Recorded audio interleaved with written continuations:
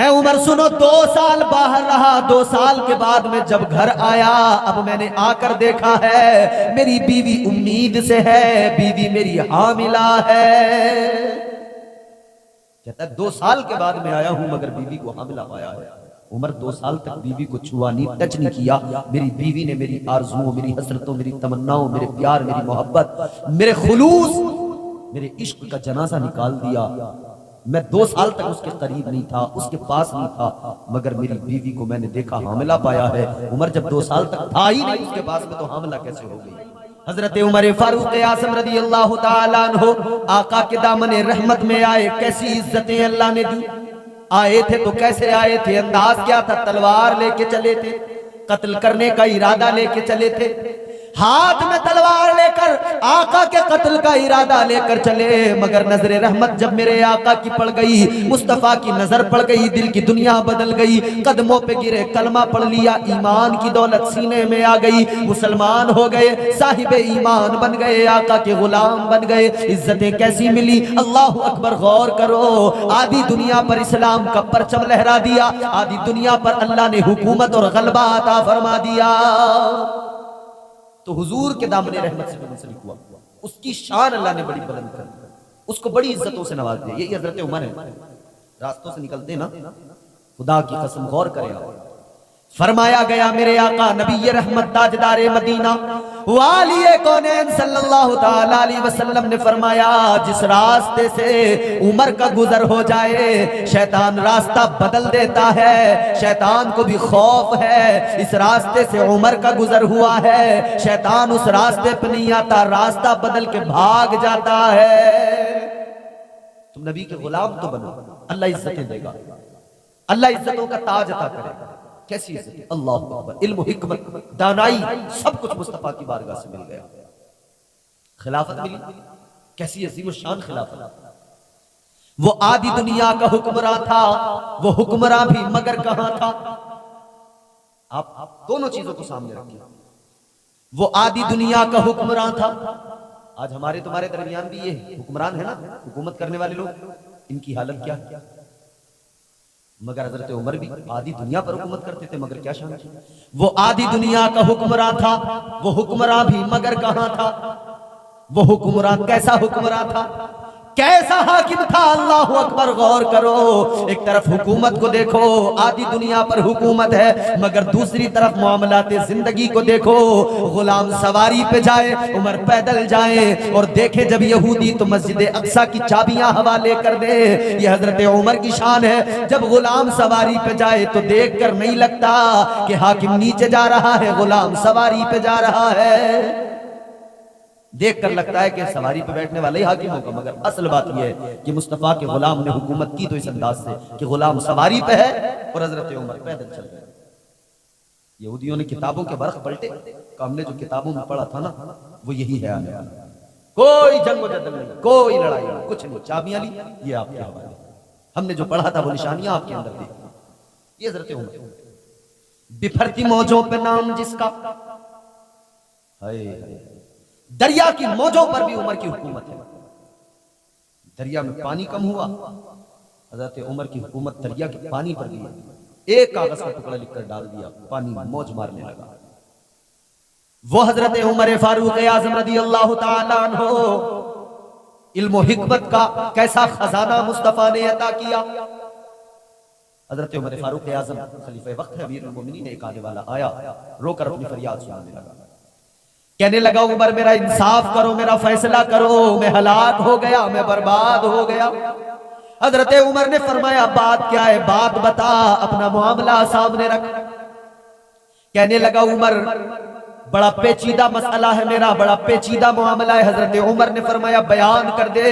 वो इंसान कहने लगा ए उमर फारूक आज़म रज़ी अल्लाह ताला अन्हु, ए उमर फारूक आज़म सुनिए, मेरा मामला ये है, मैंने शादी की बड़े अरमान दिल में थे, बड़ी ख्वाहिशें थी, बीवी को लेकर बड़ी दिल में तमन्नाएं थी। अल्लाह ने वो वक्त भी दिया, वो वक्त भी जिंदगी में आया, शादी हुई। शादी के बाद में मेरी बीवी, मेरी मनकूहा, मेरी जोजा मेरे घर में आई। मेरी बीवी के साथ मेरी जिंदगी बड़ी खुशगवार गुजर रही रही थी, बड़ी अच्छी मेरी जिंदगी गुजर रही थी। कहने लगा फिर मैं अचानक काम की गरज से बाहर चला गया, मैं सफर पे चला गया। कहने लगा 2 साल मैं बाहर रहा, अपने घर पर नहीं लौटा। कहता 2 साल बाहर रहा है उमर। सुनो, 2 साल बाहर रहा। 2 साल के बाद में जब घर आया, अब मैंने आकर देखा है मेरी बीवी उम्मीद से है, बीवी मेरी हामिला है। कहता है 2 साल के बाद मैं आया हूं मगर बीवी को हामिला पाया है। उमर 2 साल तक बीवी को छुआ नहीं, टच नहीं किया। मेरी बीवी ने मेरी आरज़ुओं, मेरी हसरतों, मेरी तमन्नाओं, मेरे प्यार, मेरी मोहब्बत, मेरे खुलूस, मेरे इश्क का जनाजा निकाल दिया। मैं 2 साल तक उसके करीब नहीं था, उसके पास नहीं था, मगर मेरी बीवी को मैंने देखा हामिला पाया है। उमर जब 2 साल तक था ही नहीं उसके पास में, तो हामिला कैसे हो गई? उम्मीद से है वो। मेरी बीवी ने दगा दिया है मुझे, धोखा किया मेरे साथ में, किसी गैर मर्द से उसने ताल्लुक बनाए हैं, जो उसके पेट में बच्चा है मेरा नहीं है। उमर मेरा होता तो 2 साल की मुद्दत हो गई, मैंने छुआ नहीं उसे, कहां से मेरा बच्चा? अल्लाह, बड़ा पेचीदा मसला लेके आया है। आज हमारे यहाँ जिंदगियां दाव पे लग जाती हैं इन चीजों को लेकर, मगर मैं बड़ी अहम बात बताने लगा। शोहर ने कहा कि उमर फारूक आजम क्या करूं, मेरा इंसाफ करो। अमीरुल मोमिनीन खलीफतुल मुस्लिमीन हजरत उमर फारूक आजम रदियल्लाहु ताला अन्हु ने फरमाया इसकी बीवी को बुलाओ। और उसकी बीवी से फिर आपने पर्दे की आड़ से मालूम किया, बता ये बच्चा जो तेरे शिकम में पल रहा है किसका बच्चा है? जब हजरत उमर ने मालूम किया, वो कहने लगी ए खलीफे वक्त, ए रसूलुल्लाह सल्लल्लाहु अलैहि वसल्लम के सहाबी, ए उमर ये बच्चा खुदा की कसम किसी और का नहीं, मेरे शोहर का है। हजरत उमर फारूक आजम ने औरत से भी मालूम कर लिया। वो आदमी कहने लगा ए उमर मैं 2 साल तक इसके पास नहीं था, मेरा कहां से? वो कसम खा के कहती है ए उमर मैं कसम खा के कहती हूँ अल्लाह की इज्जत की कसम, मेरा ये बच्चा जो मेरे शिकम में पल रहा है ये किसी और का नहीं, मेरे शोहर का है। मैंने कोई खयानत नहीं की है, मैंने कोई धोखा, कोई फरेब नहीं किया है, मैंने किसी गैर मर्द से कोई ताल्लुक नहीं बनाया, मैंने कोई मुकाला नहीं किया है, मैं जिना के करीब नहीं गुजरी हूँ। ए उमर ये बच्चा मेरे शोहर का है, किसी और का नहीं है। मगर मेरे अजीजों जो जाहिर होता है उसी पर हुक्म लगता है, जो दिखाई देता है उसी पर फैसले दिए जाते हैं। हजरत उमर फारूक आजम ने देखा कि जाहिरी तौर पर 2 साल से शोहर नहीं मिला, बच्चे की विलादत आमतौर में 9 माह पर हो जाती है, 9 महीनों में बच्चा दुनिया में आ जाता है, पैदाइश हो जाती है 9 महीने 10 महीने या उससे भी पहले। तो हजरत उमर फारूक आजम ने फरमाया कि अजरू शरा जो जाहिर है उस एतबार से शोहर कह रहा है कि मैं मिला नहीं 2 साल से इससे, 2 साल से मेरा इससे कोई वास्ता नहीं रहा, कुर्बत नहीं देनी, तो लिहाजा फैसला दे दिया गया रजम किया जाएगा। सजा सुना दी। रजम क्या है? संसार करना, पत्थर मारना, तब तक मारना जब तक कि वो मर न जाए। जानी को संसार करना, जानी को पत्थर मारना, जानिया को पत्थर मारना, इतने पत्थर मारे जाएंगे, इतने पत्थर मारे जाएंगे कि उन्हीं पत्थरों के मारने से वो मर जाए, उसका दम निकल जाए। फैसला सुना दिया गया, हजरत उमर का फैसला है, रजम किया जाएगा। हजरत माज बिन जबल रदियल्लाहु ताला अन्हु मुस्तफा के सहाबी वहीं पे बैठे हुए हैं। हजरत उमर फारूक आजम रदियल्लाहु ताला अन्हु की बारगाह में कहने लगे ए उमर एक बात की तरफ तवज्जो दिलाना चाहता हूं। हजरत उमर ने फरमाया बोलो माज क्या बात है? कहने लगे ए उमर फारूक आजम आपने फैसला तो सुना दिया, मगर ये भी देख लो, ये भी गौर कर लो, इसके शिकम के अंदर बच्चा है। मैं तवज्जो दिलाना चाहता हूं, सजा अभी नहीं दी जाए, सजा तब दी जाए जब बच्चा दुनिया में आ जाए, जब बच्चे की विलादत हो जाए तब सजा दी जाए, जब बच्चा पैदा हो जाए तब सजा दी जाए। हजरत उमर फारूक आजम ने फरमाया बात ठीक है। हजरत माज बिन जबल कहने लगे ए उमर मैंने आका के दौर में देखा है, मुस्तफा करीम ताजदारे मदीना वाली कौनैन के दौर में आपकी हयात जाहिरी के अंदर भी ऐसे मामलात सामने आए, ऐसे वाकयात पेश आए, तो हुजूर ने यही किया है, जब तक बच्चे की विलादत नहीं हो जाए तब तक कोई सजा नहीं दी जाएगी। हजरत उमर ने फौरन फैसला सुना दिया कि सजा अभी नहीं दी जाएगी, रजम अभी नहीं किया जाएगा, जब बच्चा पैदा हो जाएगा तब फिर रजम किया जाएगा। सारे मदीने में खबर फैल गई, सारे इलाके में खबर फैल गई कि एक मुकदमा, एक मामला ऐसा आया है कि औरत को सजा दी जाएगी। उसका शौहर, उसका खाविंद कहता है कि मेरी मनकूहा ने खयानत की है, धोखा दिया है, फरेब किया है, किसी गैर मर्द से ताल्लुक बनाया है, बच्चा मेरा नहीं है। और ऐसी चीजें तो बड़ी तेजी से खबर फैलती है ना, इस तरह से जैसे जंगल में आग फैल जाती है। और लोग बड़ा मजा लेते हैं जब कहीं किसी घर के अंदर मियां बीवी में झगड़ा हो ना, लोग बड़ा मजा लेते हैं। लोगों की आदत है, फितरत है, उन्हें मजा आता है। तुम्हारा घर जल जाए, लोगों को बड़ा मजा आता है। आसपास के करीब के तुम्हारे अपने भी आ जाएंगे, इधर तुम्हारा घर जल रहा होगा, वो आकर उसी गर्मी में, उसी तपिश में अपने हाथ सेकने लग जाएंगे, उन्हें मजा आता है। लोगों के घर बिगड़ते हुए देखकर लोगों को मजा आता है। किसी का घर उजड़ रहा हो, किसी के बच्चे वीरान हो रहे हो, किसी घर में तलाक की नौबत आ रही हो, लोग मजा लेने के लिए जाते हैं। मजा लेने के लिए मजा इतना लेते हैं, मेरे अजीजों गौर करो। और ये आज जो हमारी रविश जिस रविश पे हम चल रहे हैं, जो आज हमारी ये एक बन गया ना हमारा मामला कि हम मजा लेने लगे, खुदा अल्लाह का खौफ दिल में रखें, लोगों की जिंदगियों से मजा न लिया करें, वरना कोई वक्त आएगा कि तुम्हारा तमाशा होगा, सारी दुनिया देख रही होगी, लोग मजा ले रहे होंगे। खुदा के खौफ से दूसरे की इज्जत को इज्जत जाने, दूसरे का बुरा न सोचे, किसी का बुरा न सोचे। हजरत उमर ने फैसला सुना दिया, खबर फैल गया, जब बच्चे की विलादत हो जाएगी तब इसको सजा दी जाएगी, रजम किया जाएगा। इधर इस औरत की हालत क्या है? इस औरत की हालत ये है, ये रो रही है, आंसू बहा रही है, गिड़गिड़ा रही है, अल्लाह की बारगाह में रो रो के दुआ कर रही है, मेरे मौला, ए रब्बे लम यज़ल ला यज़ाल, मेरे परवरदिगार, मैंने गुनाह नहीं किया, लेकिन आज मेरे साथ क्या हो रहा है?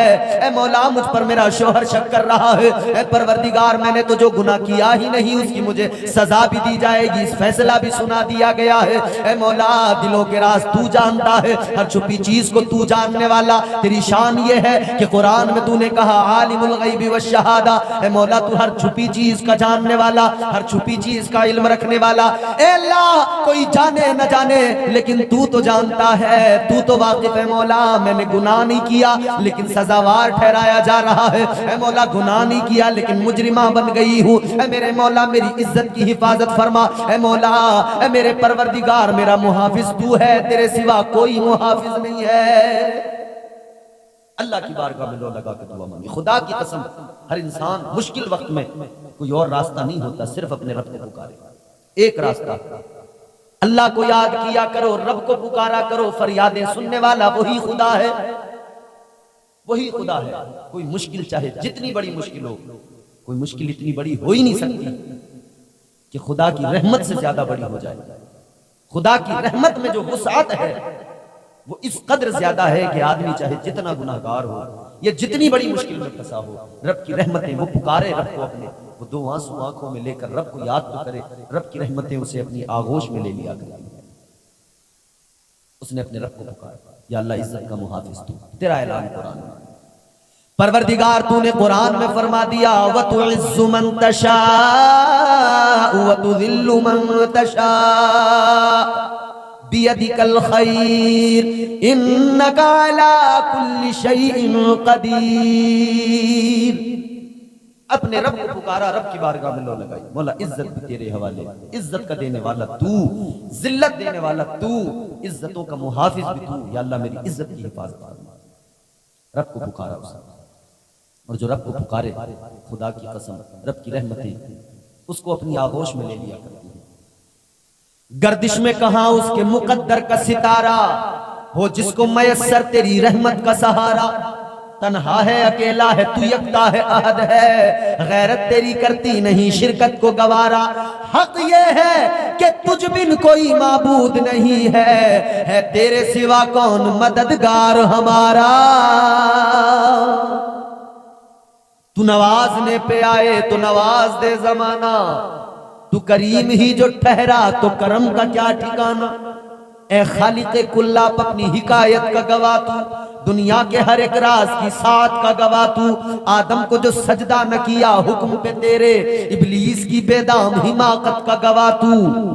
ईसारे खलीली में तेरा हुक्म आया था, इकरारे ज़बीही की इताअत का गवाह तू। बेजुर्म जुलेखा की वो तोहमत के बहाने जिंदान में यूसुफ की हिरासत का गवाह तू। एक तिफल से बच्चे से, एक तिफल से दिलवाई थी मरियम की सफाई, दामाने आयशा की तहारत का गवाह तू। कुरान की आयात मुझे कहती हैं कि बोल, सिद्दीक़ो मोहम्मद की रफाकत का गवाह तू। है दाद तलब आज भी जो करबो बला में, शब्बीर की असगर की शहादत का गवाह तू। ए मौला तेरी गवाही है, तुझ पर कोई राज पोशीदा नहीं है, कुछ छुपा हुआ नहीं है, तू हर राज को जानता है, तू हर कैफियत से वाकिफ है। या अल्लाह तू मेरी इज्जत का मुहाफिज है। दुआ की, वक्त गुजरा, बच्चे की विलादत का वक्त आ गया, बच्चा पैदा हुआ, सारे लोग देखने आए, शोहर ने भी आगे बढ़ के देखा। बच्चा तो पैदा हुआ, मगर ये बच्चा जो पैदा हुआ आम बच्चों की तरह पैदा नहीं हुआ, बिल्कुल मुख्तलिफ है, बिल्कुल अलग है।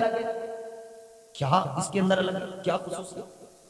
जब शोहर ने बच्चे को आकर देखा, जब बच्चे को आकर देखा तो हैरान रह गया, लोगों ने देखा हैरान हो गए। आम बच्चों की तरह नहीं, बिल्कुल मुख्तलिफ पैदा हुआ। तो दांत भी निकल चुके थे। बच्चा पैदा होता है, दांत तो नहीं होते ना निकले हुए, बाद में निकलते हैं, 1 साल 2 साल का जमाना है, लेकिन बच्चा पैदा हुआ, दांत निकले हुए हैं। पता लग गया बच्चा पैदा हुआ है, मगर माँ के पेट में पला हुआ पैदा हुआ है, यानी वक्त ज्यादा माँ के पेट में लिया बच्चे ने, ज्यादा वक्त माँ के पेट में रहा, इतना रहा कि दांत भी निकल आए, पल कर पैदा हुआ है। शोहर आगे बढ़ा, उसने आकर बच्चे को देखा, देखकर बेसाख्ता कहने लगा, बच्चे के चेहरे पे नजर डाली, बेसाख्ता कहने लगा, खुदा की कसम ये बच्चा किसी और का नहीं है, ये बच्चा मेरा है, इसलिए कि मैं देख रहा हूँ इस बच्चे की आंखें मेरी तरह, इस बच्चे का नक्शा चेहरा मेरी तरह, शबाहत मेरी तरह, ये मुझ पर गया है, ये मुझ पर गया है, शबाहत मेरी है, आंखें मेरी है, सारा सब कुछ मेरा है, ये बच्चा किसी और का नहीं हो सकता, ये बच्चा मेरा है। हजरत उमर की बारगाह में आ गया, आकर कहने लगा, अमीरुल मोमिनीन खलीफतुल मुस्लिमीन, मुआफ कीजिए, अपना मुकद्दमा वापस लेता हूँ, मेरी बीवी के शिकम से जो बच्चा पैदा हुआ है, खुदा की कसम किसी और का नहीं, मेरा बच्चा है। कहता हुजूर मेरा बच्चा। आपने फरमाया कैसे?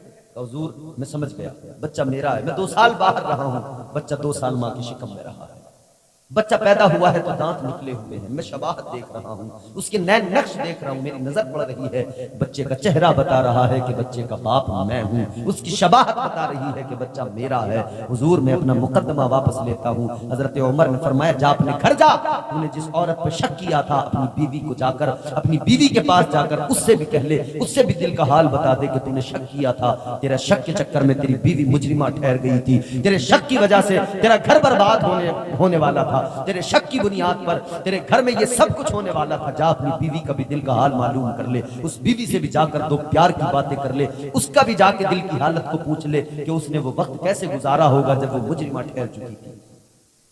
हजरत मुआज बिन जबल से हजरत उमर ने फरमाया, मुआज तुमने तवज्जो दिलाई, फैसला तो मैंने दे दिया था मगर तुमने तवज्जो दिलाई। ऐ मुआज, तुम्हारे तवज्जो दिलाने की वजह से आज उमर हलाक होने से बच गया, तुमने तवज्जो न दिलाई होती तो न जाने क्या हो जाता, तुमने तवज्जो दिलाई तो सब कुछ दुरुस्त है। तो एक चीज तो ये पता लगती है कि कोई भी आप फैसला कर रहे हो तो अपने आसपास के लोगों को देखें, अगर वो कुछ बता रहे हैं तो उनकी बात को संजीदा होकर सुने, और अगर बात में वाकई कुछ दम है, सच्चाई है, तो उसको एक्सेप्ट करें, तस्लीम करें। ये नहीं कि जो हमने कह दिया वो हमारी पत्थर की लकीर हो गई बात। और दूसरी बात ये कि खुदारा यूं बेवजह शक करके अपनी जिंदगी बर्बाद ना करें। शक जो है ना वो जिंदगियां तबाह कर देता है, घर का सुकून चैन सब खत्म हो जाता है। आज क्या हो रहा है, बीवियां अपने शौहरों पर शक कर रही हैं, शौहर अपनी बीवियों पे शक कर रहे हैं, जरा जरा बात पे शक कर रहे हैं, और शक की वजह से घरों में लड़ाइयां हो रही हैं, झगड़े हो रहे हैं, घर में सुकून नहीं है। आपस में एक दूसरे पर शक करने वालों अपनी जिंदगियां बर्बाद न करो, खुदा के लिए हुस्ने ज़न से काम लिया करो, अपनी जिंदगियों को बचाओ, हुस्ने ज़न से काम लो, जिंदगियां खतरे में न डालो, हुस्ने ज़न से काम लोगे तलाक़ें नहीं होगी। शक की बुनियाद पर घर उजड़ जाते हैं, तलाक़ें हो जाती हैं, और खास तौर पर जो औरत मियाँ बीवी के मामलात हैं, इनके माबैन जो चीजें हैं, एक दूसरे पर एतबार करें, भरोसा करें। भरोसा नहीं करेंगे तो जिंदगी कैसे चलेगी? एक दूसरे पर एतबार ही नहीं होगा, यकीन ही नहीं होगा तो कैसे चलेगी जिंदगी? एक दूसरे पर भरोसा करना होगा, एतबार करना होगा, शक ना करें। शक की वजह से घर तबाह हो गए, शक की बुनियाद पर घरों में खुशियां नहीं है, लड़ाई झगड़े हैं रात दिन के। बीवी शौहर पे शक करे, तुम फलां जगह क्यों गए थे, वहां क्यों बैठे थे, इधर क्यों गए, उधर क्यों गए, तुम्हारा फोन बंद क्यों था, तुम्हारा फोन इतनी देर तक क्यों चला रहे थे, इतनी लंबी कॉल पे बात किससे कर रहे थे। ये तमाम चीजें मुआशरे में जो हम लोग देखते हैं और लोग हमसे बताते हैं, बहुत सारे लोग बताते हैं फोन करके कि साहब हमारी बीवी बड़ा शक करती है, कुछ औरतें फोन करके कहती हैं हमारा शौहर बड़ा शक करता है। बताइए मौलाना साहब क्या करें, घर पे बात कर रहे हो, शौहर को शक हो जाता है किससे बात कर रही है। तो ये तमाम चीजें जो है खुदा के लिए, ये शक जो है ना जिंदगियां बर्बाद कर देता है। तो मैं अर्ज कर रहा हूँ जो दामन मुस्तफ़ा में आ गया, दामन रहमत जिसे मुस्तफ़ा का नसीब हो गया ना, खुदा की कसम उसकी जिंदगी बदल गई। ये हजरत उमर, फिर क्या शान अल्लाह ने दी ना हजरत उमर। तो भाई अपने घरों के माहौल को बेहतर करें, सहाबा की जिंदगी को देखें और इससे सबक हासिल करें। आज हमारे यहाँ मुआशरे में कितनी खराबियां क्यों है, क्योंकि हम अपनी तारीख से आशना नहीं है, वाकिफ नहीं है, पढ़ते नहीं है, सुनने को तैयार नहीं। सुनाने वाले हजारों हैं, बताने वाले हजारों हैं, सुना रहे हैं, बता रहे हैं, कोई सुनने वाला नहीं। सुनो सुनो मेरे अजीजों, बरगे ही ना पे लिखता हूं मैं दर्द दिल की बात, शायद के रफ्ता रफ्ता लगे दिल रुबा के हाथ। अंदाज़े बयां गर्चे बहुत शौक नहीं है, शायद के तेरे दिल में उतर जाए मेरी बात। हजरत उमर फारूक आज़म, अच्छा हजरत उमर के दौर की मैं एक और आपको एक वाक़या सुनाता हूँ। हजरत उमर फारूक आज़म का दौर खिलाफत है, कैसा दौर खिलाफत, अल्लाह वो दौरे खिलाफत हजरत उमर का कि जिस दौरे खिलाफत में शेर और बकरी एक घाट पे आकर पानी पी रहे हो, वो हजरत उमर फारूक आज़म का दौरे खिलाफत, जहां इंसाफ होता है, जहां इंसाफ की कदरों को पामाल नहीं किया जाता। आज तो इंसाफ का गला घोटा जा रहा है। जितने भी हुक्मरान हैं वो अपनी अपनी में लगे हैं, बस उन्हें रियाया से कोई मतलब नहीं, अपनी आवाम से उन्हें कोई मतलब नहीं, वो अपनी आवाम की फिक्र ही नहीं करते, उन्हें सिर्फ अपनी फिक्र है, अपनी जेबें भर जाए, अपने अकाउंट में बैलेंस अच्छा हो। और अब तो ब्लैक मनी का जो सिस्टम है ना, अदर कंट्रीज में बाहर लोगों ने अपने अकाउंट खुलवाए हैं और वहां पे अपना पैसा जमा करना, मतलब दौलत का ऐसा नशा और ऐसा खुमार है कि सब भूल, जो कदरें हैं ना वो सब पामाल कर। हजरत उमर का दौरे खिलाफत, आज हमारे हुक्मरान सुन इबरत हासिल करें, हजरत उमर का दौरे खिलाफत। ईमानदारी कितनी अहम होती है, कितनी इंपॉर्टेंट होती है। एक रोज हजरत उमर फारूक आज़म की आदत थी, गश्त किया करते थे, रात को हालात देखते थे, रियाया में कोई परेशान तो नहीं। हजरत उमर फारूक आज़म रात को सोते नहीं थे। आज तो मखमली गद्दों पे हमारे हाकिम सोते हैं, बड़े ऐश की जिंदगी गुजारते हैं, मगर हजरत उमर फारूक आज़म सारी रात मदीना और उसके बाहर अतराफ में आप गश्त किया करते थे कि कोई परेशान तो नहीं है, कोई परेशान हाल तो नहीं है। अल्लाह अकबर कबीरा। एक रोज आप फजर की नमाज के बाद में अल्लाह अकबर निकले हैं, मदीने की गलियों में गश्त कर रहे हैं। आप एक घर के करीब से गुजरे हैं, उस घर के अंदर एक माँ है जो अपनी बेटी से कह रही है, बेटी दूध बकरियों का निकाल ले। उसने कहा अम्मा मैंने दूध निकाल लिया। कहने लगी दूध निकाल लिया तो एक काम कर, दूध में जरा पानी भी डाल ले, पानी मिला ले।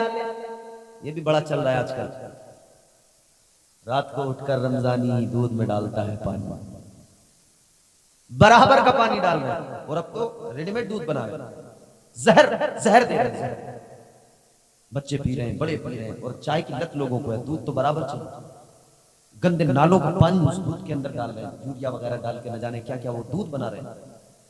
तो पानी डाल रहे हैं, पानी डाले बगैर दूध बेचने को तैयार नहीं लोग, किसी भी तरीके से किसी भी हुनर से डाले। दूध लेने वाला वहीं बैठा होगा, उसको पता ही नहीं चलेगा कि इसमें दूध में पानी डाल कर दिया, ऐसे डाल देते हैं। मगर दूध में पानी मिलाने वालों, खुदा के खौफ से भी डरा करो। चीजों में मिलावट करके बेचने वालों या कम नाप तोल करने वालों, खुदा के खौफ से डरा करो। याद रखना परवरदिगार आलम खालिक कायनात जब ढील देता है, रस्सी को ढीला करता है, तब तक की मोहलत मिल जाती है, मोहलत के वक्त में सुधर जाओ। जब अल्लाह रस्सी खींचता है तो याद रखना कोई भी बचाने वाला नहीं होता है, कोई पुरसाने हाल नहीं होता है। माँ कह रही है बेटी दूध में पानी मिला, मगर बेटी का जवाब सुनो, आज हमारी बेटियां हमारी बहनें सबक हासिल करें। माँ ने कहा बेटी दूध में पानी मिला, माँ ने जैसी कहा बेटी कहने लगी अम्मा ये उमर का दौर है, ये दौरे खिलाफत उमर फारूक आजम का है अम्मा, इस दौर में मिलावट नहीं चलेगी, मिलावट नहीं चलेगी, पानी नहीं मिलाया जाएगा। कहने लगी ऐ मेरी बेटी उमर थोड़ी घर में आकर देख थोड़ी रहा है, उमर को क्या पता कि हम अपने घर में दूध में पानी मिला रहे हैं। कहने लगी बेटी उमर नहीं देख रहा, पानी मिला दे। इतना सुना है तो बेटी कहने लगी ऐ मेरी अम्मा उमर तो नहीं देख रहा मगर उमर का खुदा तो देख रहा है, उमर का खुदा तो देख रहा है, खुदा तो हर हाल में देख रहा है। तो पानी मिलाने वालों ये सोच लिया करो रब देख रहा है, मिलावट करने वालों सोच लिया करो चावल में मिलावट, गेहूं में मिलावट, आटे में मिलावट, दालों में मिलावट, बेसन में मिलावट, हर चीज में मिलावट। और अब तो आदमियों में मिलावट, इंसान में मिलावट, कितनी मिलावट है। अकीदों में मिलावट, टोपी भी होगी सर पे, कपड़ा भी इस्लामी लिबास, मगर देखो अकीदे में मिलावट मिलेगी। हुजूर को अपने जैसा कहेगा, अपना बड़ा भाई कहेगा, गांव के चौधरी के बराबर कहेगा, अकीदे में मिलावट देखो। वो खालिस अकीदा जो सहाबा ने दिया वो खालिस अकीदा होना चाहिए। तो मिलावट किसी चीज में ना करें। कहने लगी अम्मा अगर मिलावट की उमर भले न देखे लेकिन उमर का रब देख रहा है, खुदा देख रहा है। हजरत उमर ने इतना सुना अल्लाहु अकबर, घर गए अपनी बीवी को लेकर आए।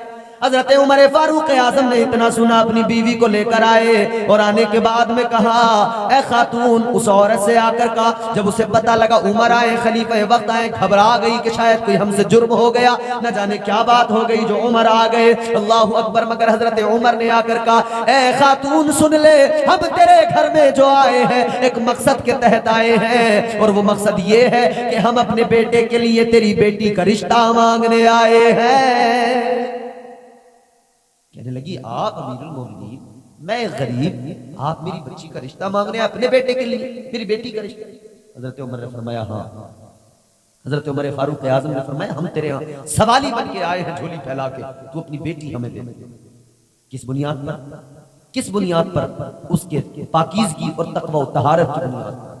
आज जो हम रिश्ते करते हैं ना, माल दौलत ये सब चीजें देखते हैं, मगर हजरत उमर की जिंदगी देखो, अपने बेटे के लिए रिश्ता उसका मांगने गए कि गरीब की बेटी तो थी मगर उसके अंदर तकवा और तहारत और पाकीज़गी थी, वो रब का खौफ दिल में रखती थी और उसका अकीदा था कि मेरा रब हर हाल में देख रहा है। हजरत उमर ने फौकियत दी, उसको तरजीह दी कि ऐसी बेटी अगर घर की दुल्हन बनेगी जिसके दिल में अल्लाह का इतना खौफ हो कि रब देख रहा है, तो जब वो घर में आएगी हजारों बरकतें लेके आएगी, रहमतें खुदा की लेके आएगी। हजरत उमर फारूक आजम ने फरमाया कि हम तेरी बेटी का रिश्ता लेने आए। हजरत उमर फारूक आजम ने अपने बेटे का रिश्ता किया वहां से। हजरत उमर फारूक आजम रज़ी अल्लाह ताला अन्हु ने मिजाज दिया और सारी उम्मत को यह पैगाम दे कि जब तुम अपने मामलात तय किया करो ना रिश्तों के, तो हुजूर का फरमान याद रखा करो। हुजूर ने फरमाया ना कि दीनदारी को अहमियत दिया करो, दीनदारी की बुनियाद पर रिश्ते किया करो। दीनदारी की बुनियाद पर रिश्ते करोगे ना तो रिश्तों में दिक्कत ही नहीं आएगी, दरार ही नहीं आएगी, मामलात बिगड़ेंगे ही नहीं। तो मसला क्या है कि हमारे यहाँ दीनदारी की बुनियाद पर जब रिश्ते नहीं होते तो फिर क्या होता है, जिंदगियां खराब होने लगती हैं, फिर एक दूसरे पे शक भी करने लगते हैं, फिर मामलात जिंदगी के बिगड़ने लगते हैं, खुशियां नहीं रहती जिंदगी में, खुशहाल जिंदगी नहीं। खुशहाल जिंदगी कैसे मिलेगी? एक दूसरे पर एतमाद करें, भरोसा करें, दीनदारी अगर होगी तो फिर अल्लाह का खौफ दिल में होगा, फिर घर में खुशियां होंगी। खुशगवार जिंदगी गुजारने के लिए जरूरी है, खुशगवार जिंदगी के लिए जरूरी है कि आप एक दूसरे पर भरोसा करें और हुस्ने ज़न से काम लें। यानी किसी के भी बारे में कभी भी सोचे तो अच्छा सोचे। फरमाया गया अगर किसी के अंदर 99 खराबियां हो, 99 बुराइयां हो, एक अगर अच्छाई हो, एक उसके अंदर अच्छाई हो, तो फरमाया कि उस एक अच्छाई की वजह से आप उसको अहमियत देंगे, उस एक अच्छाई की वजह से आप उसकी 99 जो खराबियां हैं उसको नजरअंदाज करेंगे। एक अच्छाई अगर मौजूद है तो 99 जो खराबियां हैं उनको छुपा लो, पर्दा डाल दो, उनको नजरअंदाज कर दो। इसीलिए तो मेरे अजीजों आज हम लोगों के ऐब देखते हैं, उनकी खामियां देखते हैं, मगर सुनो सुनो हमारा हाल ये, किसी की कोई खामी पता लग जाए, किसी का कोई जुर्म पता लग जाए, हम तमाशा बना दिया करते हैं। किसी की कोई खामी पता लग जाए हम तमाशा बना दिया करते हैं, मगर रब की शान देखो, अल्लाह तबारक व तआला हर किसी के गुनाहों को जानता है। जो छुप कर गुनाह करे वो भी अल्लाह जानता जानता है, जो जाहिरी तौर पे करे अल्लाह वो भी जानता है। रात के सन्नाटे में तन्हाई में छुप कर गुनाह करने वाले के गुनाह अल्लाह तबारक व तआला जानता है। मगर रब का करम देखो कि अल्लाह पर्दा पोशी किया करता है, गुनाहों पर पर्दा डाल देता है। तो जब परवरदिगार पर्दा डालता है तो तुझे और मुझे किसने हक दिया कि मैं और तू लोगों के गुनाहों को दुनिया में उछालते फिरे, किसी की खराबी को दुनिया के सामने रखे, उछालते फिरे, उन्हें रुसवा करते फिरे? किसने हक दिया तुझे और मुझे? अरे अल्लाह तो सब जानता है, वो चाहता तो रुसवा कर देता ना, मगर वो तो पर्दा डालता ना। और हाँ, ये भी मुस्तफा का सदका है, ये ताजदारे मदीना का सदका है। वरना हजरत मूसा अलैहिस्सलाम के दौर में अगर कोई गुनाह करता था ना, अगर किसी ने हजरत मूसा अलैहिस्सलाम के दौर में गुनाह किया, अल्लाह का कानून ये था, हजरत मूसा के दौर में हजरत मूसा की उम्मत के लिए कानून ये था, रात में छुपकर अगर किसी ने गुनाह किया तो दिन में उसका गुनाह जग जाहिर हो जाता था, उसके दरवाजे पे लिख दिया जाता था गैबी तौर पर, या उसकी पेशानी पर, माथे पे गैबी तौर पे अल्लाह की जानिब से लिख दिया जाता था कि इस इंसान ने फला गुनाह किया है। ये मुस्तफा करीम के हाथ की बरकत है कि मेरे जिस्म से अलग सी खुशबू आने लगी। कहती है मैंने अपने बच्चों को सारा वाकया सुनाया, मैंने कहा कि तुम्हें दूध पिलाकर वापस भी जाना है। बच्चे कहने लगे कि आज तुम्हें मुस्तफा करीम सल्लल्लाहु ताला अलैहि वसल्लम ने आजाद किया है और तुम वादा करके आई हो, और जब तक तुम वापस नहीं जाओगी अल्लाह के महबूब जमानत के तौर पर वहीं पर ठहरेंगे, वहीं पर मौजूद रहेंगे। लिहाजा हमें दूध नहीं पीना, चलो चलो जल्दी चलो, इसलिए कि अगर देर करोगी हमें दूध पिलाने के लिए रुक जाओगी, देर करोगी तो इतनी देर तक आका को वहीं पे ठहरना पड़ेगा, आका को वहीं वीराने में जंगल में रुकना पड़ेगा, इसलिए आका को तकलीफ होगी, मुस्तफा करीम को इससे परेशानी होगी, तकलीफ पहुंचेगी।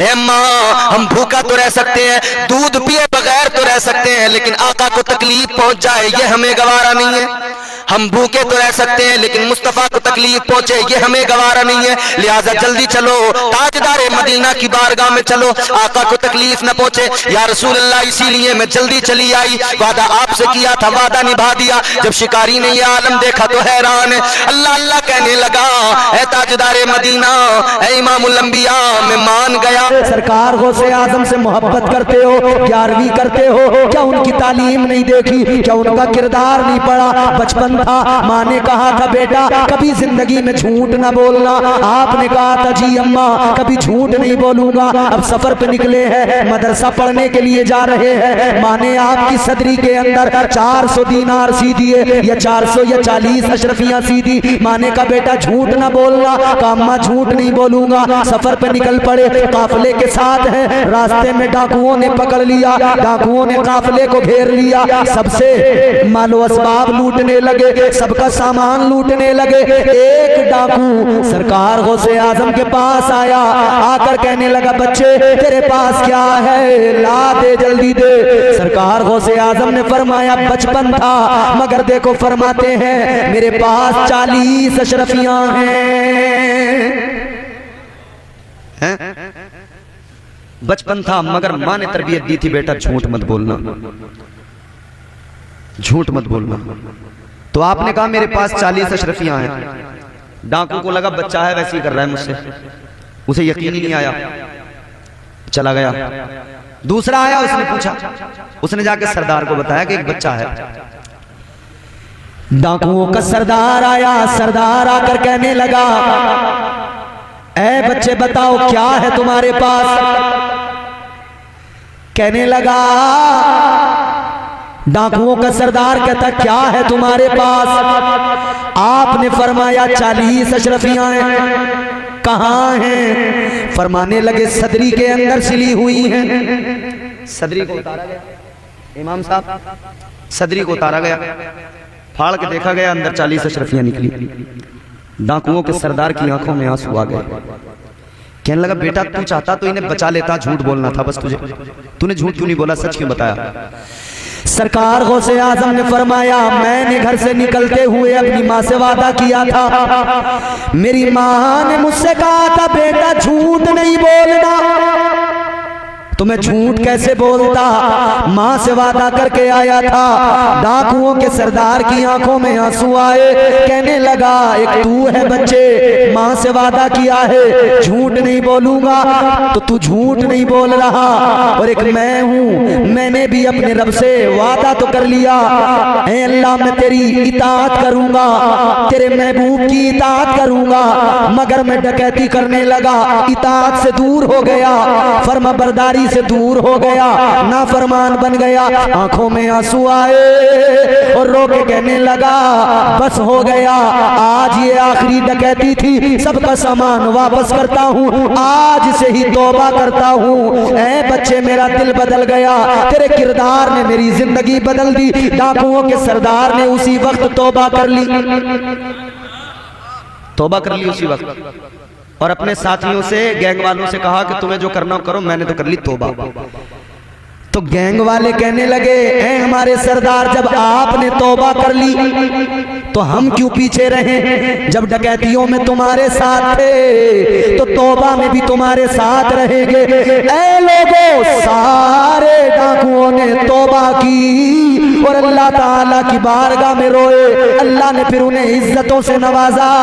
सरकार गौसे आजम के सच बोलने की बरकत और करामत का ये असर कि अल्लाह ताला ने वो जो डाकू थे उन्हें अल्लाह ने मनसबे विलायत अता फरमा दिया। परवरदिगारे आलम खालिक़े कायनात रब्बे लम यज़ल वला यज़ाल। क्या है, रोज यही काम है बाबूजी, माइक पे बोलते हैं यार, ये गड़बड़ ना करो। परवरदिगारे आलम खालिक़े कायनात रब्बे लम यज़ल वला यज़ाल ने कुरान मजीद में ऐलान फरमाया क़द अफ़लह मन ज़क्का।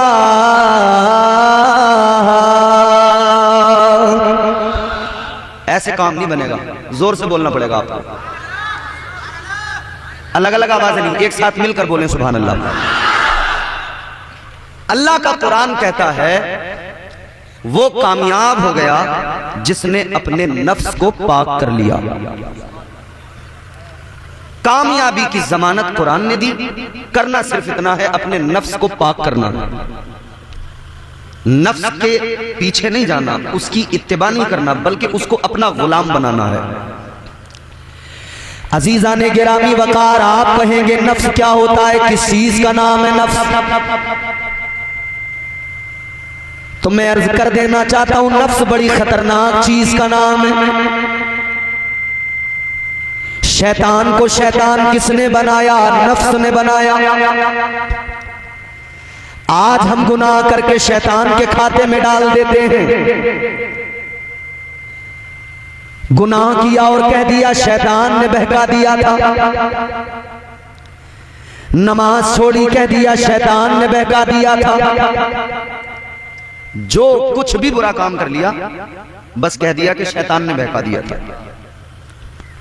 शैतान से पहले तो कोई शैतान नहीं था, उसको किसने बहकाया था जो वो शैतान बन गया? अल्लाह ताला ने जब हजरत आदम अलैहिस्सलाम को पैदा फरमाया, दुनिया के पहले इंसान, दुनिया के पहले बशर को अल्लाह ने पैदा फरमाया। कुरान मजीद ऐलान करता है व इज़ क़ाला रब्बुका लिल मलाइकति इन्नी खालिक़ुम बशरम मिन तीन। अल्लाह ताला ने फरिश्तों से फरमाया ऐ फरिश्तों, मैं मिट्टी से आदम को पैदा करने वाला हूं। पैदा कर दिया अल्लाह ने, फिर रूह डाली, ऐलान किया, फरमाया फ़इज़ा सव्वैतुहु व नफ़ख़्तु फ़ीहि मिन रूही फ़क़अू लहू साजिदीन। अल्लाह ने फरिश्तों से फरमाया फरिश्तों, जब मैं उसके अंदर रूह डालूं तो तुम्हारा काम ये होगा कि तुम आदम को सजदा कर देना, सारे के सारे आदम के सामने झुक जाना, सजदे में सर झुका देना। फसजदल मलाइकतु कुल्लुहुम अजमाऊन। सारे फरिश्तों ने सजदे में सर झुका दिया, मगर एक ने सजदा नहीं किया। किसने? शैतान। शैतान को शैतान किसने बनाया? उसके नफ्स ने उसे बहकाया। उसने जो कहा ना, मैं बेहतर हूं, मैं बरतर हूं, मैं अफजल हूं। अल्लाह ने जब उससे फरमाया तूने सजदा क्यों नहीं किया? कहने लगा या अल्लाह, ये मिट्टी से पैदा, मैं आग से पैदा, मैं क्यों सजदा करूं?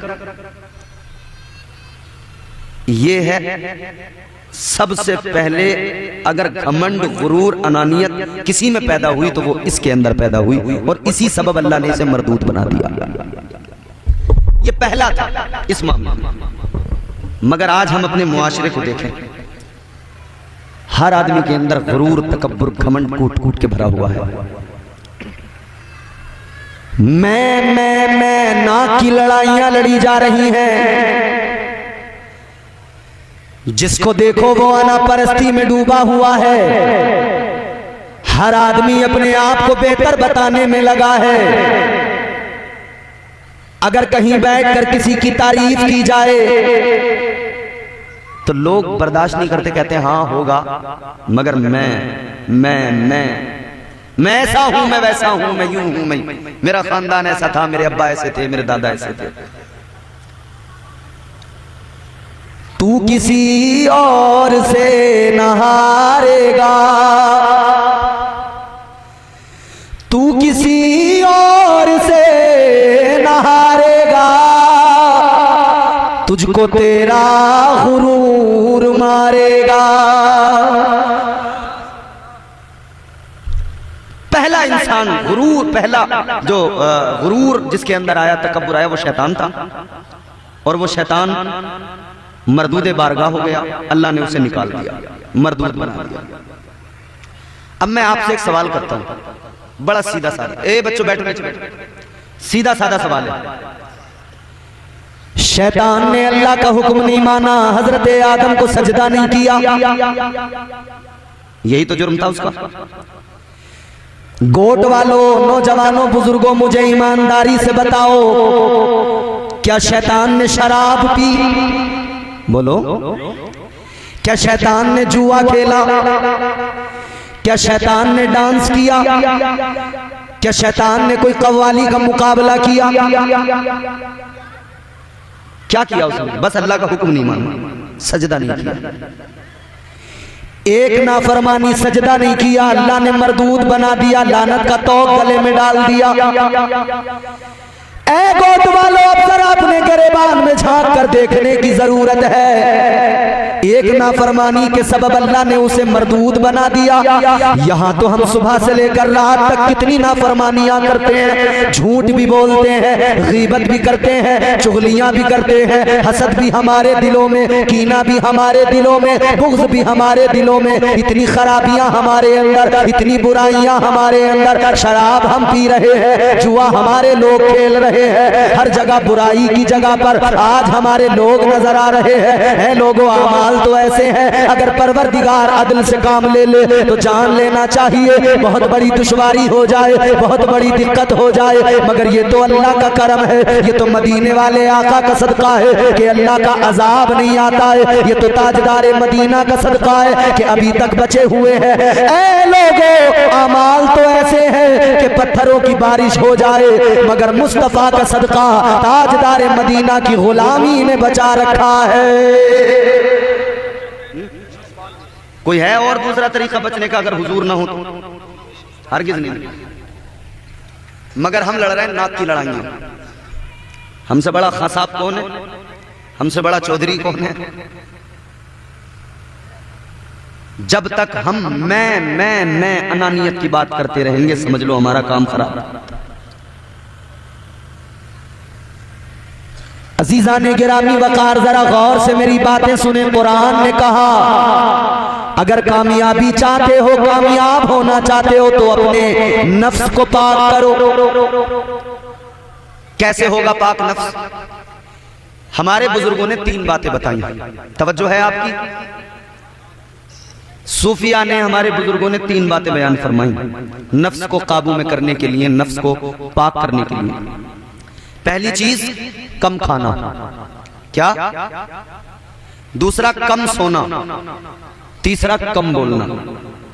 और ये तीनों चीजें ऐसी हैं, हमारी सारी तवज्जो खाने पे ही तो है, बस पता लग जाए रेस्टोरेंट कहाँ खुला है नया, तो ये अपाचे उठा उठा के नौजवान पल्सर उठा उठा के ऐसे भागते हैं हजरत।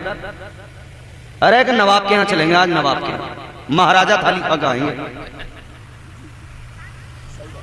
पता लग जाना चाहिए बस, फला जगह चिकन चंगेजी अच्छा मिलता है, फला जगह जो है कबाब अच्छे मिलते हैं।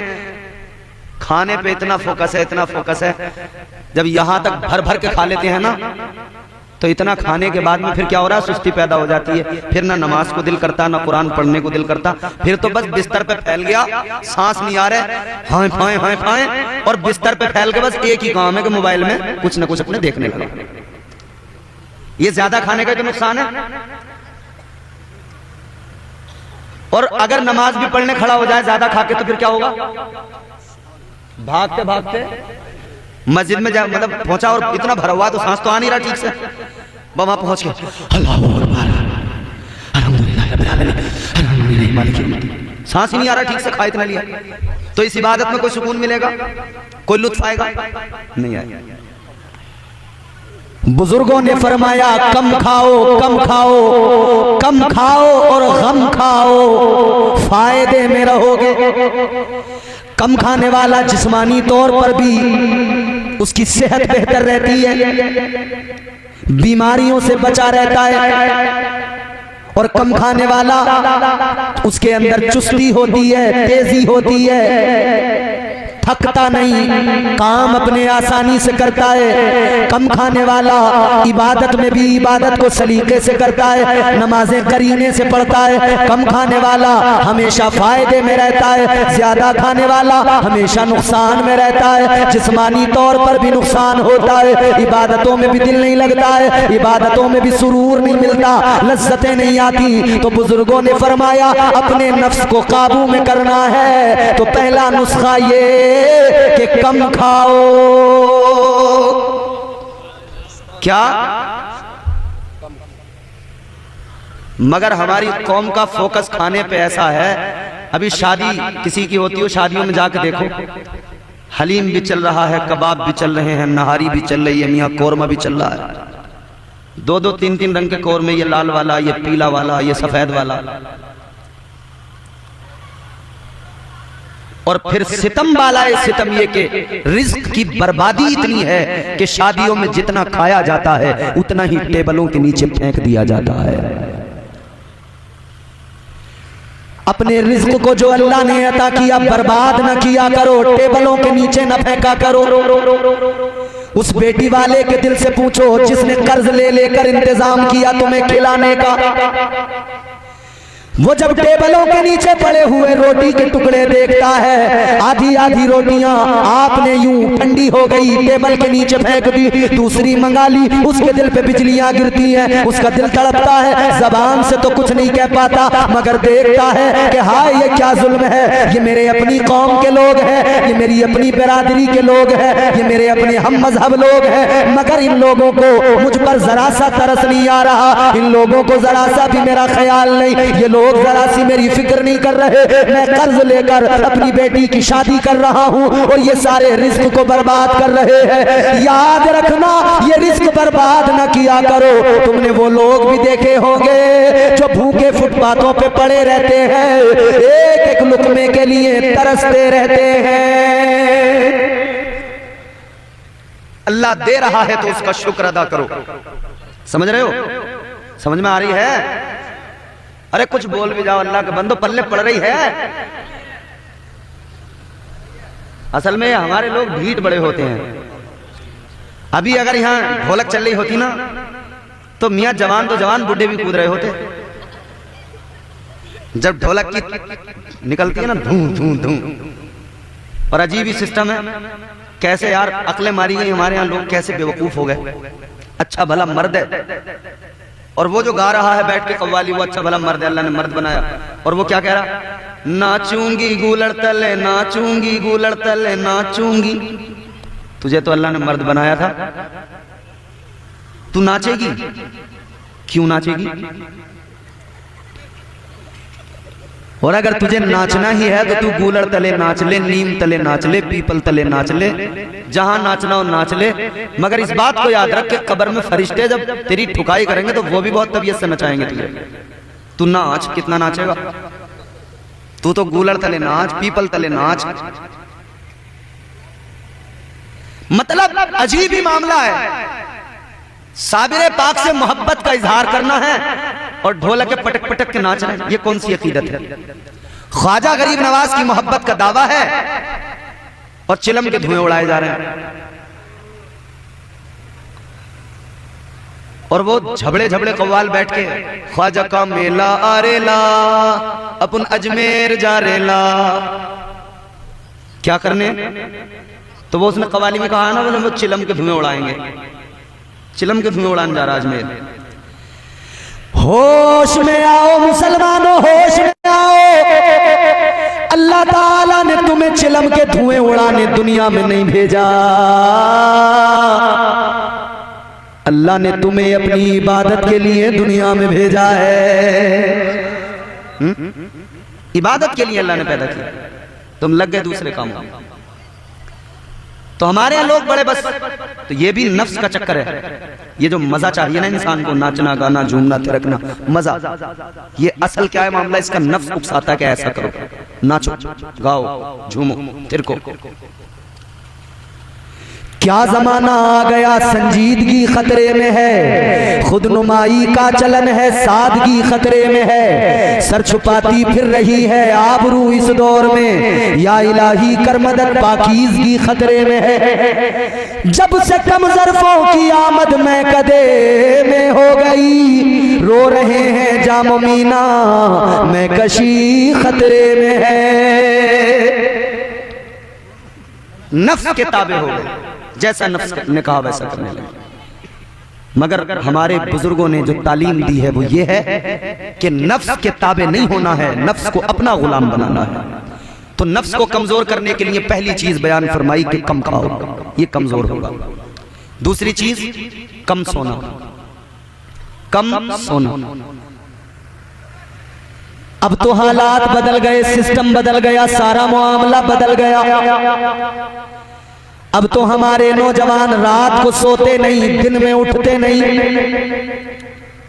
जब रामपुर दौराहे से मुरादाबाद की तरफ चलोगे, जामा मस्जिद वाले रास्ते पर कई सारे होटल रात में 2-2, 3-3 बजे तक हमने देखा खुले हुए, और रात भर लोग होटलों पे चाय की चुस्कियां ले रहे हैं। रात अल्लाह ताला ने आराम के लिए बनाई, मगर रात में आराम नहीं। दिन अल्लाह ने काम के लिए बनाया, तो 12-12 बजे तक बिस्तरों पे पड़े हैं, उठने का नाम नहीं ले रहे। और अगर कहीं नहीं भी जा रहे तो मोबाइल देख के बेवजह टाइम बर्बाद कर रहे हैं। इधर देखो, इधर मोबाइल में खामखा घंटों बर्बाद कर दिए। एक मूवी देखी, 2-3 घंटे निकाल दिए, फिर दिल नहीं माना, दूसरी मूवी लगा दी, फिर 2-3 घंटे निकाल दिए।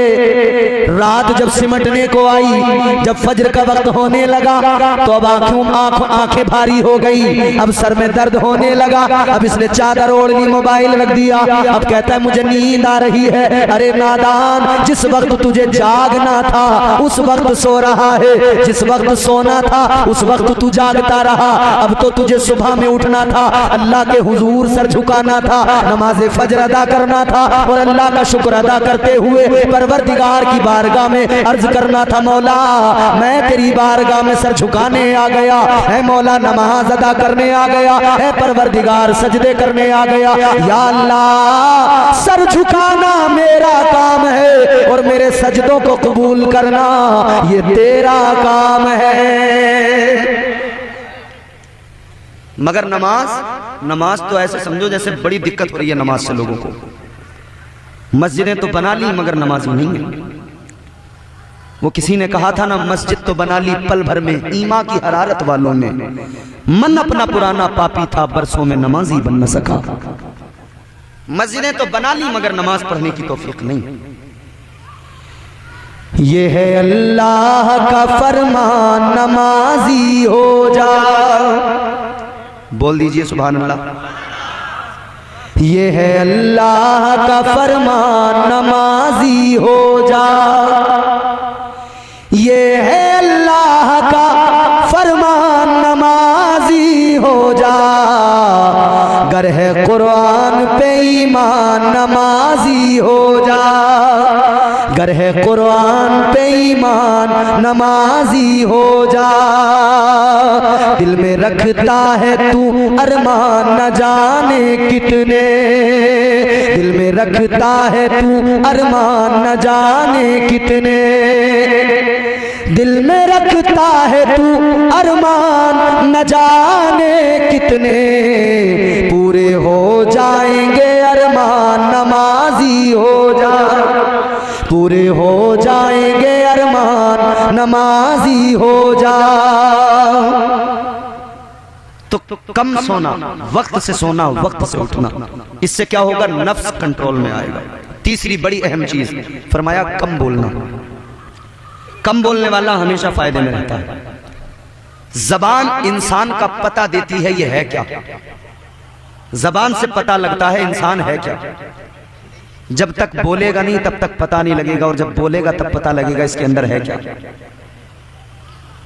और ज्यादा जब आदमी बोलेगा तो जितना ज्यादा बोलेगा उतनी झूठ सच भी ज्यादा बोलेगा।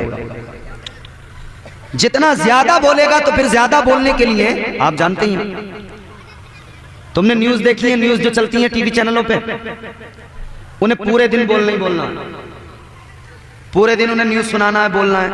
तो तुम देखते नहीं हो दिन भर कितना झूठ बोला जाता, इतना तबीयत से झूठ बोला जाता है। बार बार वही रिपीट, वही रिपीट, वही रिपीट, झूठ, बार बार झूठ, बार बार झूठ, झूठ पे झूठ, झूठ पे झूठ। आदमी अगर ज्यादा बोलेगा तो नुकसान में ही रहेगा। अपने अल्फाज को तोलो तो बहुत अच्छा हो, फिर बहुत सोच के बोलो तो बहुत अच्छा हो। कम बोलने वाले की इज्जत होती है, ज्यादा बोलने वाले को लोग नजरों में गिराते हैं, बचते हैं उससे। कहते नहीं अरे यार बड़ा पका हुआ है, बहुत पकाता।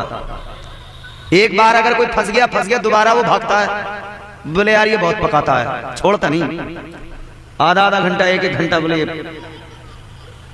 तो कम बोलने में फायदा है। और जब भी बोलो तो सच बोलो, जब भी बोलो तो हक बोलो।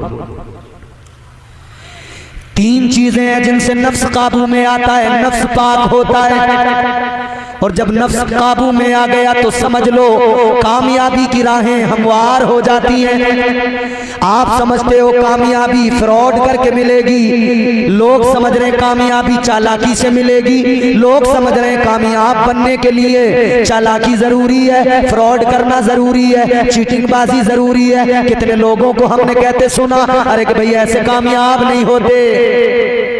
थोड़ा बहुत करना पड़ता है भाई, झूठ सच बोलना पड़ता है। दुकान चलाने वाला कह रहा है कि साहब अगर सच बोलने लगेंगे तो कारोबार ही नहीं चलेगा। तू 1500 साल के बाद में कहता है झूठ नहीं बोलूंगा तो कारोबार नहीं चलेगा। मगर सुन, मेरे आका ने खुद तिजारत की, कारोबार किया, एक जबान पर कभी झूठ नहीं आया। आका ने कारोबार किया तो इतना फायदा हुआ, इतना मुनाफा हुआ कि उससे पहले उतना मुनाफा कभी नहीं हुआ था। मेरे आका के सहाबा ने कारोबार किए, उन्होंने कारोबार किए, झूठ नहीं बोला, उन्हें कोई नुकसान नहीं हुआ, वो फायदे में रहे। तू कौन सा बिजनेसमैन आया, तू कौन सा कारोबारी बन के आया, तू कहता है झूठ नहीं बोलूंगा तो दुकान नहीं चलेगी।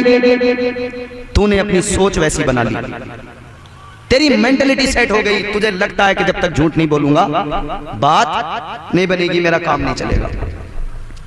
और झूठ भी वो बला का झूठ, फेरी वाला भी जो आता है ना गांव में, हजरत 300 रुपए के सूट को सीधा 1300 का बताता।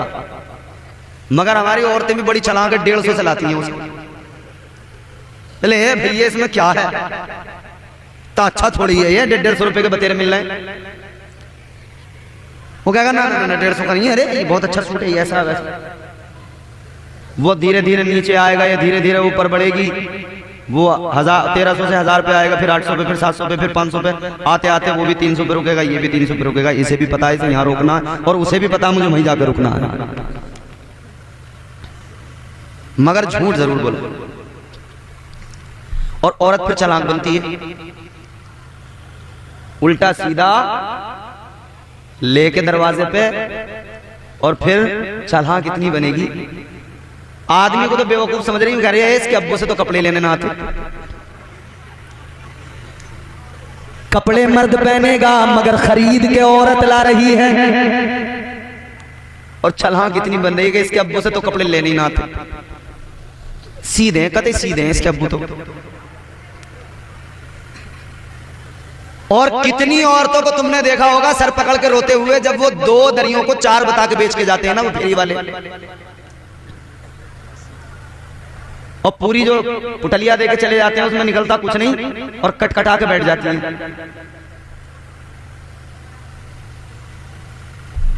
आदमी अल्लाह ताला ने ये मर्द को इख्तियार दिया कि वो जाए बाजार में, वो कपड़ा खरीद के लाए, वो जरूरत के सामान खरीद के लाए।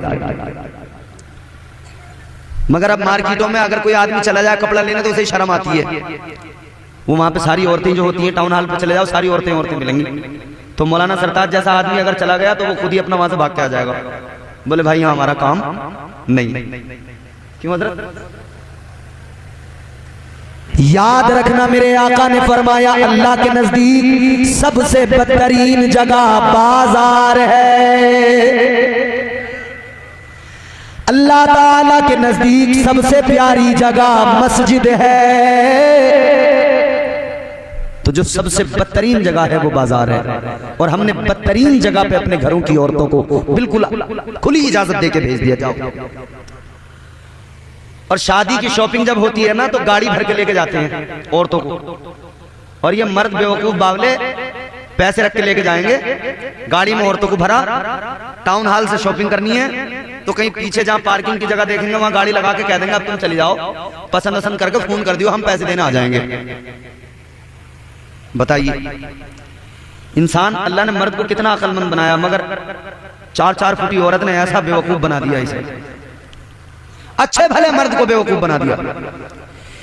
याद रखो अजीजों, मुआशरे को बेहतर करो, अपने किरदार को बदलने की जरूरत है। बाजार में शैतान और उसके चेले हमेशा मौजूद रहते हैं। औरतों को बाजार में भेजा करो, खुद जाओ, जरूरत के सामान खुद खरीद के लाओ, और झूठ सच के बाजार न लगाओ। तिजारत करो तो सच बोल के करो, कारोबार करो तो सच बोल के करो, खरीदारी करने जाओ तब भी सच बोलो। अगर तुम्हारा कारोबार है, तुम कुछ बेच रहे हो तब भी सच बोलो, हर हाल में सच बोलो।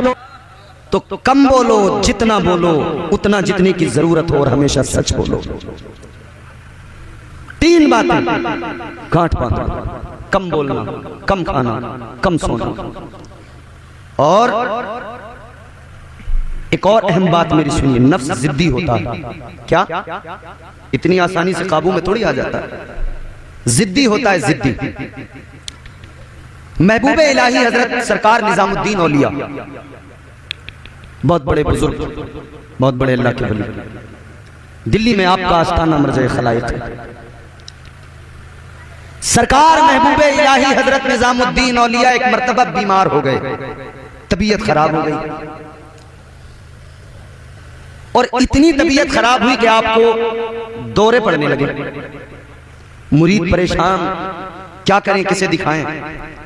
किसी मुरीद ने आके बताया कि हुजूर एक शख्स है, बहुत बड़ा जानकार है, और उसकी सलाहियत यह है कि वो मरीज का मर्ज खींच लेता है, बीमार की बीमारी को खींच लेता है। जब उस पे वो गौर करता है, गौर फिक्र करता है, तो वो जान लेता है इसे क्या बीमारी है, और उस बीमारी को खींच लेता है। कहने लगे हुजूर अगर इजाजत हो तो उसको बुला लें। महबूब इलाही ने फरमाया बुला लो। कहने लगे मसला यह है, बुला तो ले हुजूर, मगर वो गैर मुस्लिम है, एक संत है, जोगी है। महबूब इलाही ने फरमाया कोई मसला नहीं, इलाज के लिए बुलाया जा सकता है। आज हम डॉक्टरों के पास जाते हैं तो हम ये देखते हैं कि कौन किस मजहब से, कोई भी मजहब से हो, डॉक्टर है, हकीम है, दवाई ले सकते हैं, फायदा हासिल कर सकते हैं। इस्लाम कहता ही नहीं कभी भी। तो उसको बुला लिया गया, उस जोगी को, उस संत को, महबूब इलाही की बारगाह में। सरकार महबूबे इलाही ने फरमाया देखो जरा मुझे क्या बात है, क्या बीमारी है। उसने कहा हुजूर अभी पता लगाता हूं। उसने जब गौर व खौज किया, कहता है मैं आपके अंदर झांक के देखूंगा, गौर व खौज करूंगा, मुझे पता लग जाएगा। महबूब इलाही ने फरमाया देखो। देखने लगा, इसने आंखें बंद की और गौर व फिक्र करने लगा, देखने लगा, देख दाख के फिर ये जब फारिग हुआ तो कहने लगा हुजूर मैंने आपको पूरा अंदर से देख लिया। अब समझ लो ऐसे देख लिया जैसे अब ये मशीनें नहीं देखती हैं एक्सरे वाली, अंदर हड्डी टूटी हुई है, एक्सरे की मशीन बताती है कि नहीं अंदर हड्डी टूटी है। अल्ट्रासाउंड की मशीन बताती है नहीं बताती है कि अंदर किडनी के अंदर स्टोन है, पथरी है, कितने एमएम की है वो भी पता लगता है। पित्ते के अंदर पथरी है, कितने एमएम की है पता लगता है नहीं। टेक्नोलॉजी, जब ये टेक्नोलॉजी बता सकती है तो फिर अल्लाह ताला जिसे नवाज दे और ये सलाहियत दे दे वो भी पता लगा सकता है। अब यहाँ काबिल गौर बात जो मैं आपकी खिदमत में रखना चाहता हूँ, बहुत तवज्जो से सुनिए। गैर मुस्लिम था, जोगी था, मगर महबूब इलाही के बातिन पे नजर डाल रहा है। आप कहेंगे कैसे हो सकता है ये? यही सवाल महबूब इलाही हजरत निजामुद्दीन औलिया ने भी उससे फरमाया था। अजीजा ने गिरामी वकार जरा गौर फरमाइए, महबूब इलाही को जब इसने देख लिया, गौर व फिक्र कर लिया, तो महबूब इलाही ने फरमाया बताओ तुमने क्या देखा। कहने लगा हुजूर मैंने आपको जब गौर से पूरी तवज्जो से देखा तो मैंने ये पाया आपके दिल पर एक काले रंग का धब्बा है। क्या है? काले रंग का, बोलो, दिल पर काले रंग का। ताजदार मदीना वाली ये कायनात मुस्तफा जाने रहमत के प्यारे दीवानों, कहने लगा दिल पर काले रंग का धब्बा है। महबूब इलाही ने फरमाया ऐ जोगी, ऐ महात्मा संत, ये बता तुझे ये सलाहियत कैसे मिली, ये तुझे कैसे इल्म मिला कि तू लोगों के अंदर देख लेता है कि मामला क्या है, ये कैसे तुझे मिल गया। अब बात बहुत बड़ी है और मेरी गुफ्तगू का लुब्बे लुबाब है, आखिरी बातें हैं, गौर से सुनिए। गैर मुस्लिम है, ईमान नहीं दिल के अंदर, मगर कहने लगा हुजूर ये जो सलाहियत मुझे मिली है ये इस वजह से मिली है कि मैं हमेशा अपने नफ्स के खिलाफ